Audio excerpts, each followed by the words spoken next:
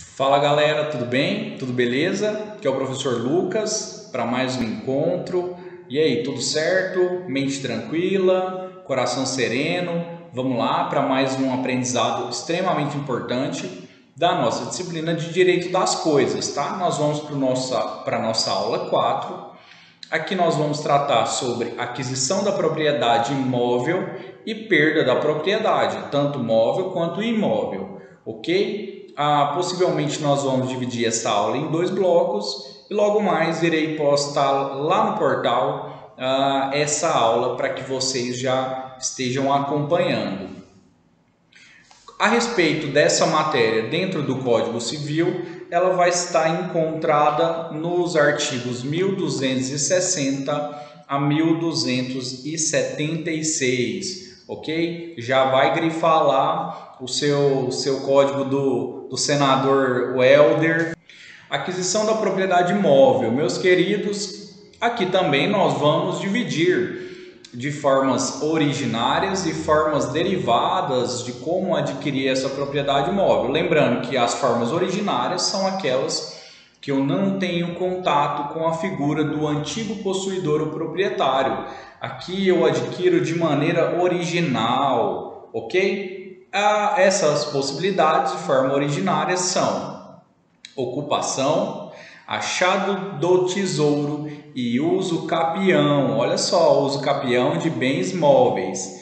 E nas formas derivadas, a contrário senso dessas formas originárias, as formas derivadas são aquelas que derivam. Eu tenho contato com o antigo proprietário ou possuidor, que é a especificação, a confusão, comistão e adjunção, a tradição e a sucessão, ok? Beleza? Vamos que vamos.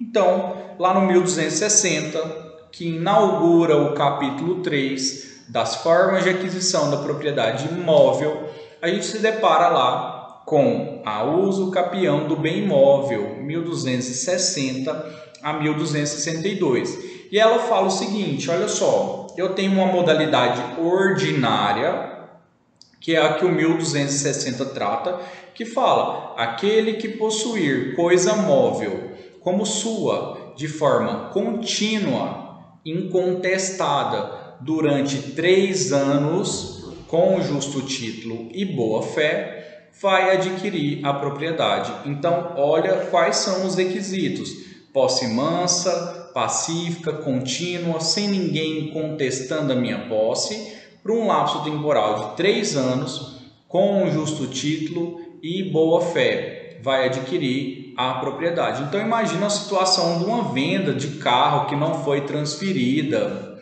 tá? E aí, mas eu fiz um contrato com o antigo proprietário, nós fizemos um contrato e agora ele desapareceu, e enfim, eu tenho esse contrato, mas eu não tenho uma transferência correta, certo? Mas aí, depois de 3 anos, eu usando de forma incontestada esse veículo, tenho esse contrato que poderia ser um justo título,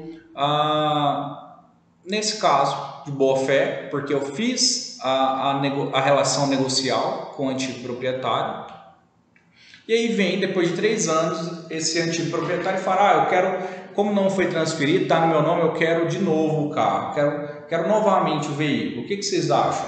Poderia ser uma matéria de defesa, tá? A uso capião móvel. Senhores, é muito pouco visto essa disciplina quanto à propriedade móvel, tá? Então, os exemplos são às vezes meio esdrúxulos, mas é o que temos, ok? Nós temos que saber, então, que existe essa possibilidade. E a extraordinária, do 1261, que fala o seguinte: se a posse da coisa móvel se prolongar por 5 anos, produzirá uso capião, independente de título ou boa-fé. Então, requisitos nesse caso: posse mansa, pacífica, com a intenção de dono, por 5 anos, certo?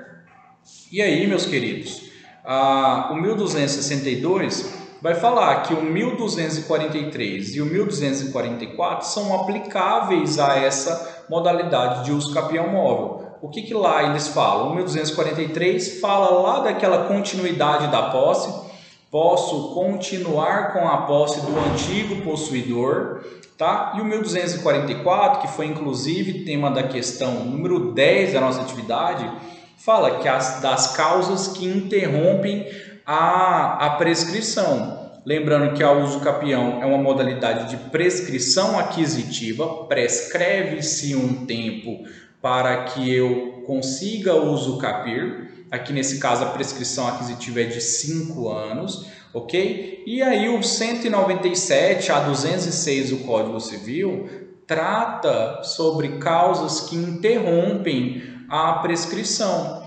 E aí o que a gente está falando é que a interrupção de prescrição também caberá nessa modalidade de uso capião móvel. Bem simples, bem tranquilo, bem sucinto, matamos a uso capião de bens móveis, tá? O 1243 é o que a gente acabou de falar, acrescentar a posse ao seu antecessor. Claro que sendo ambas contínuas e pacíficas, que eu posso inclusive herdar a posse do antigo sucessor. Lembra do herdeiro singular e do herdeiro universal? Então, a gente está falando sobre isso. Vamos para ocupação. Já vimos, eu acho que esse exemplo lá dentro da disciplina de posse. O 1263 fala o seguinte, é o único artigo da ocupação. Quem se assenhorar de coisa sem dono, para logo lhe adquire a propriedade, não sendo essa ocupação defesa em lei, não sendo essa modalidade de ocupação restrita pela lei, ok? Então, a ocupação, meus queridos, são as coisas de ninguém ou as abandonadas. Coisas de ninguém, res nullius. Coisas abandonadas, res derelicta. Então, o mendigo que acha um colchão no lixo, ele está adquirindo aquele colchão por meio da ocupação. Alguém abandonou, alguém descartou. Então, a partir do momento do descarte, do abandono, ele não tem mais dono. E nesse caso, eu posso adquirir por meio da ocupação. Ok? O abandono não se presume, ou seja, deve resultar claramente na vontade do proprietário, para que não tenha dúvida se porventura algo foi abandonado ou perdido. Lembra da matéria de descoberta, lá ao começo da nossa aula 2? Se porventura eu achei algo, eu estou diante da descoberta. Eu tenho que ir lá encontrar quem é o real proprietário ou entregar para as autoridades, podendo receber uma recompensa que é chamada de achado, não inferior a 5%, ok? Então, se eu acho algo que tem dono, beleza, não é ocupação, eu não viro proprietário, eu sou descobridor, eu tenho que devolver. Então, o abandono não se presume, deve ser essas situações mesmo isso é muito claro, é muito real que houve o abandono. Achei algo dentro do lixo, tá? Também a doutrina utiliza como exemplo a caça e a pesca, desde que nós tenhamos essa caça e pesca nos limites da lei 5.197 de 67, que é a lei que fala da proteção da fauna, e a lei 11.959 de 2009, que é a Política Nacional Sustentável da Agricultura e Pesca. Então, a caça e a pesca desde que permitidas, tá? Olha só, isso aqui vai cair na nossa prova, você pode ter certeza e já anota essa atenção. Não existirá o Instituto do Abandono se porventura, em virtude de uma força maior, eu tiver que jogar fora algo para salvar ali aquele momento. O que é isso, professor? Como assim jogar fora algo no mau tempo para salvar o momento? Como assim? Olha só, o exemplo é o seguinte. Em virtude de mau tempo, o comandante de um navio livra-se da carga lançando-o ao mar. Se este chega à costa ou vem a ser eventualmente recolhido por outra embarcação, Assiste ao proprietário o direito de reclamar a entrega. Meus queridos, eu abandonei por força maior, ok? Não tive o discernimento, eu não queria abandonar, não quero mais. O não quero mais que dá a possibilidade da ocupação. Abandonei por força maior. Nesse caso, quem encontrou essa carga na costa será o descobridor, vai recair lá para a disciplina de descoberta, ok? E não da ocupação, certo? Terminamos a ocupação, artigo 1263, e vamos para essa matéria interessante que é o achado do tesouro. Olha só, se você acha um tesouro, você poderá se tornar proprietário desse tesouro. Meus queridos, como assim tesouro? Virei pirata agora. E agora? Como assim tesouro, professor? Isso mesmo, 1264 a 1266, ele traz conceito do que é tesouro por ordenamento jurídico e 3 regras que talvez a doutrina chama de 2, conforme está aqui no slide, porque a terceira regra seria uma matéria já morta, porque a gente está falando de enfiteus, e enfiteus é um instituto que já está sendo revogado. Ele não existirá mais a partir de algum tempo. Os que ainda existem, o Instituto da Enfiteuse, que é bem parecido com o da superfície, ainda vão existir, até que se encerre. Mas não é possível fazer mais esse Instituto Real da Enfiteuse, tá? A partir de 2002, que o Código Civil de 2002, lá no 2038, retirou de circulação esse Instituto da Enfiteuse. Então, vamos lá. O que é tesouro para nós civilistas, tá? Então, a primeira parte do 1264, você vai ler o 1264 até a primeira vírgula. Quando tiver a primeira vírgula, você já vai dar uma arriscada lá, porque até a primeira vírgula está me conceituando o que seria tesouro. E o código fala o seguinte: depósito antigo de coisas preciosas, oculto e de cujo dono não haja memória. Se eu souber quem é o dono, será descoberta. Ok? Então, achei, por exemplo, uma caixa de joias. Achei, por exemplo, um antigo quadro valioso.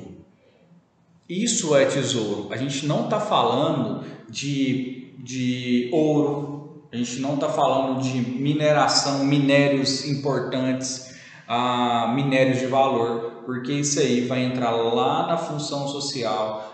Sabemos que a mineração é requisito da União, você tem que chamar a União, tem que olhar o que fala sobre a lei específica sobre achado de tipo de mineração, enfim, tá? Então achei uma coroa antiga da época dos reis de Portugal, algo nesse sentido. Isso seria tesouro, coisas preciosas, oculto, de cujo dono não haja memória. Tá bom.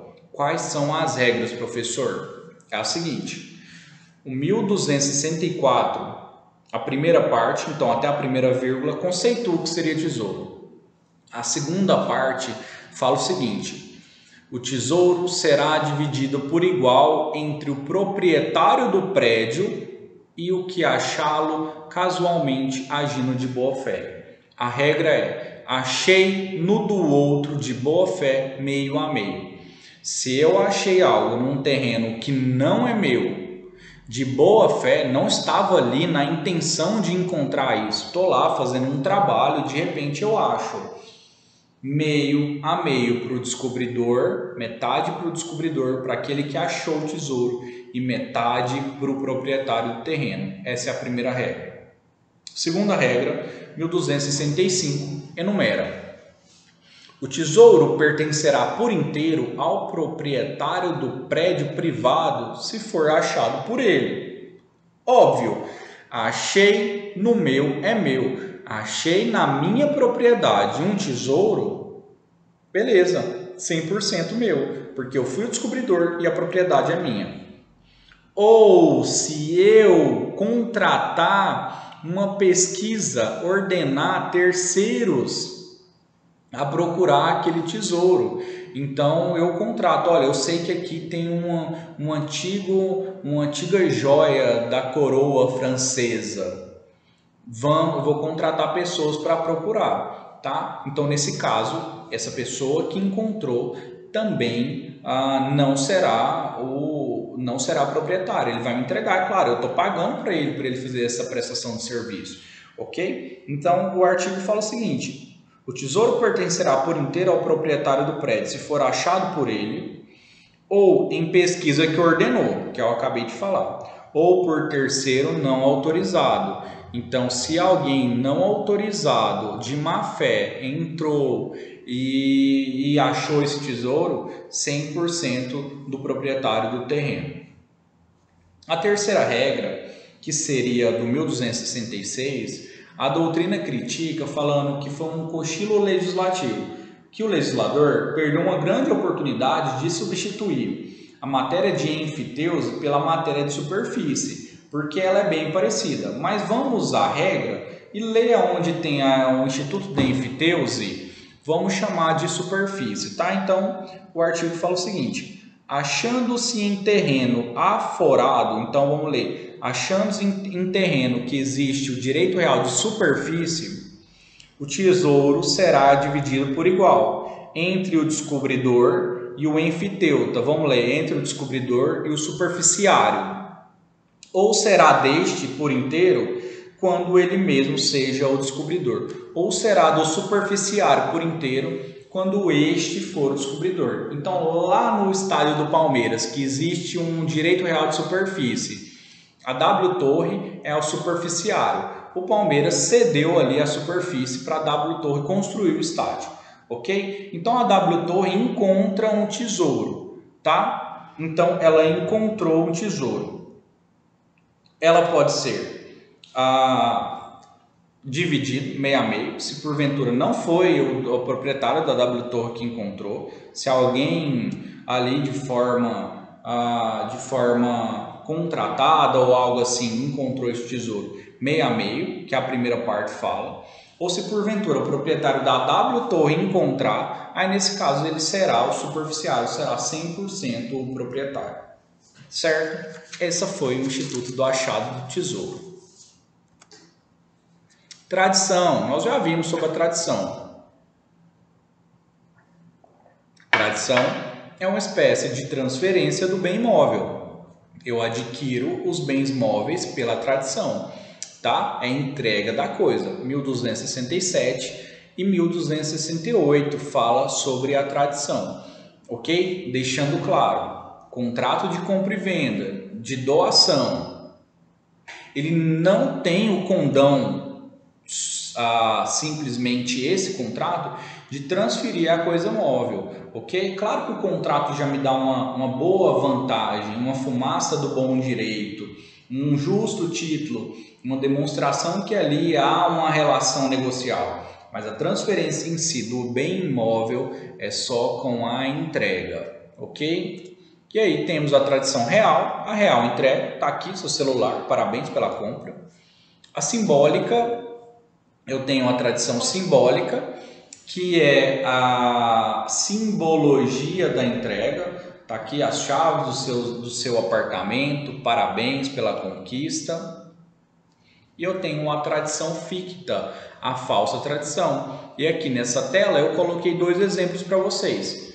Quando o transmitente continua a possuir pelo constituto possessório, e quando o adquirente já está em posse da coisa por ocasião de negócio jurídico. Então, esse é o primeiro exemplo.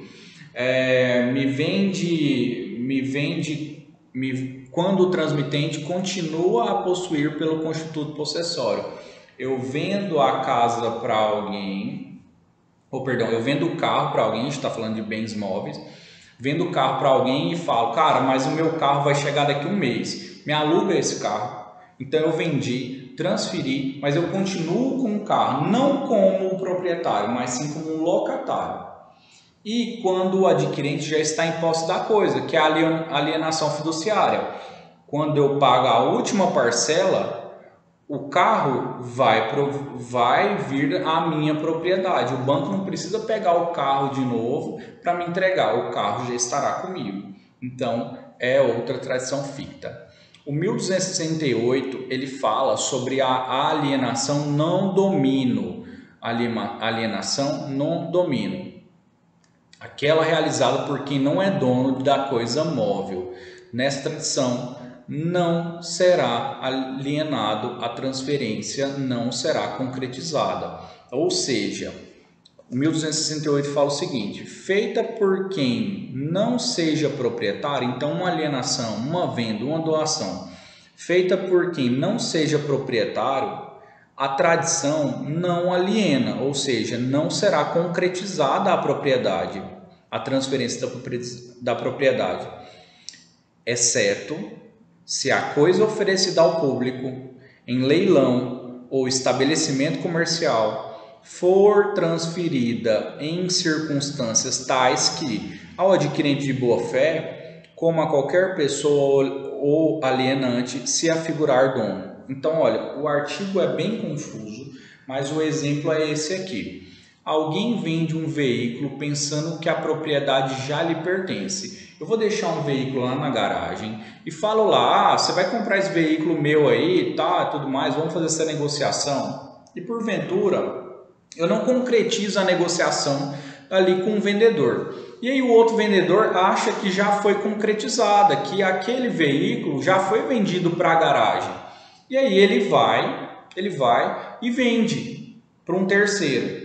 Eu poderia falar assim: cara, pô, você não pode vender, o veículo ainda é meu. Ah, mas você não estava negociando? Sim, eu estava negociando, mas eu não vendi, tá? Então, se alguém vende um veículo pensando que a propriedade já lhe pertence, o que é um engano, haverá uma venda não domínio, então essa venda não será ratificada. Então, portanto, o negócio não terá eficácia, ou seja, não gerará efeitos, ok? Vamos para a segunda parte. Mas, se o veículo foi adquirido de boa-fé, então o terceiro de boa-fé adquiriu, e havendo a transferência posterior, eu falo assim: ah, tá bom, você já vendeu, tá, vamos concretizar esse negócio, tá bom, eu vou aceitar essa venda, tudo que foi feita.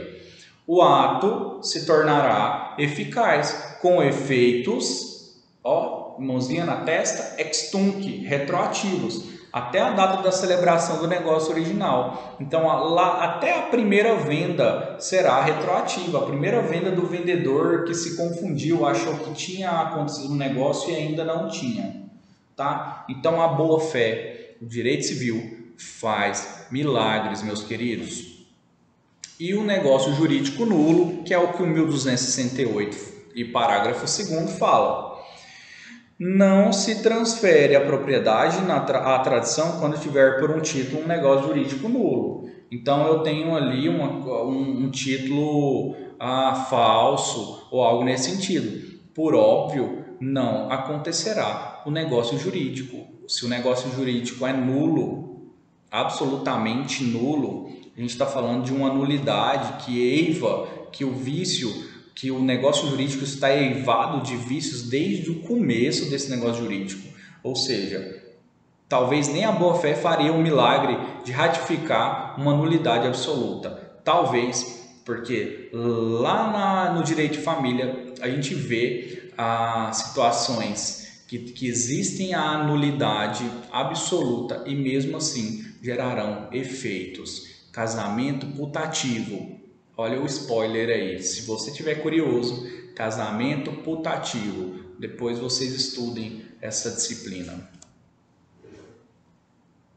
E a gente passa aqui para os artigos 1269 a 1271, essa matéria é muito interessante, que é a chamada da especificação. O que é isso? A doutrina conceitua a especificação sendo uma transformação da coisa em uma nova espécie, diante de um trabalho de um especificador, ou seja, aquele que transformou a coisa em uma nova espécie, não sendo mais possível o retorno à forma anterior. Então, olha só, o que seria isso?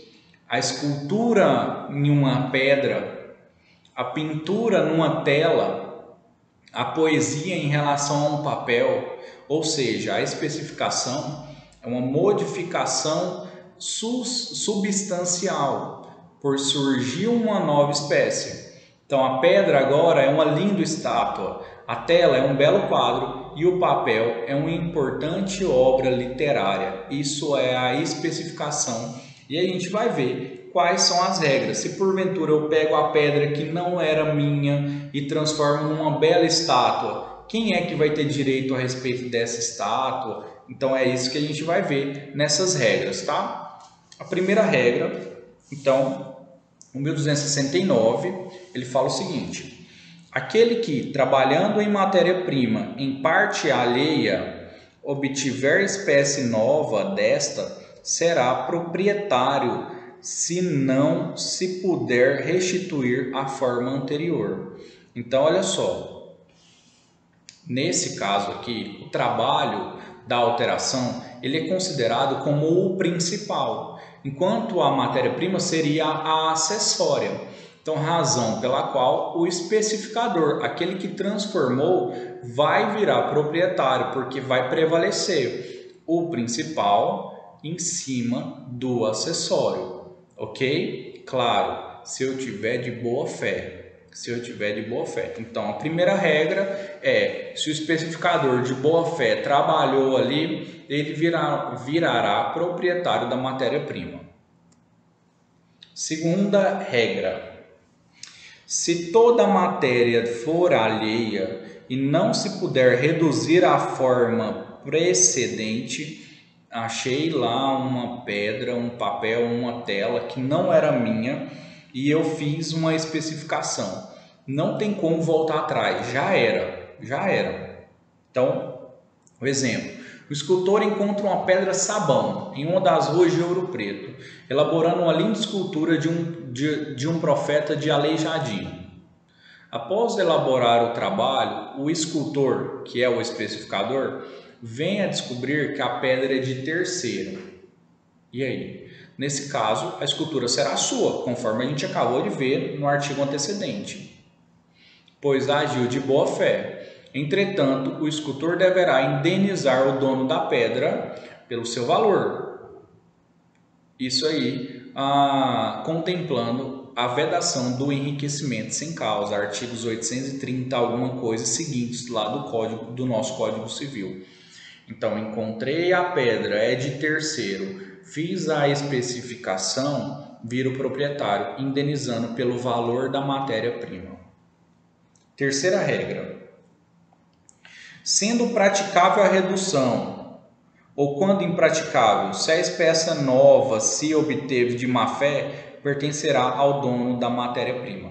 Se eu conseguir retornar a matéria-prima como ela era, a tela, consigo apagar e deixar ela perfeitamente, ok? Eu apago e devolvo a tela para o dono.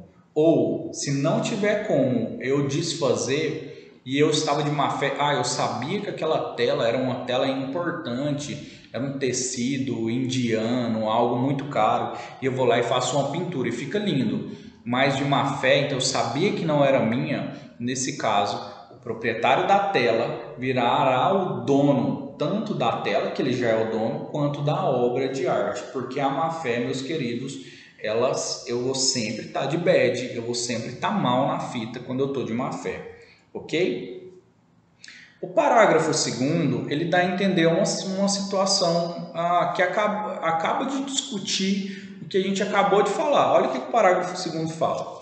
Em qualquer caso, inclusive o da pintura em relação à tela, da escultura, da escritura e outro qualquer trabalho gráfico em relação à matéria-prima, a espécie nova será do especificador se o seu valor exceder consideravelmente o da matéria-prima. Então, se eu pego uma tela e faço uma obra de arte e essa obra de arte se torna muito valiosa, aqui está falando que sempre será do especificador, daquele pintor que fez essa pintura. Mas é a má fé? Eu entendo que se ele tiver de má fé, pode se tornar muito valioso, que mesmo assim o proprietário será o dono da matéria-prima e não do especificador, ok? Então, fechamos aqui. A próxima disciplina vai ser para finalizar a nossa essa aula, tá? Então a gente vai falar da confusão, combustão e adjunção e da perda da propriedade. Ok? Obrigado pela atenção. Tchau, tchau.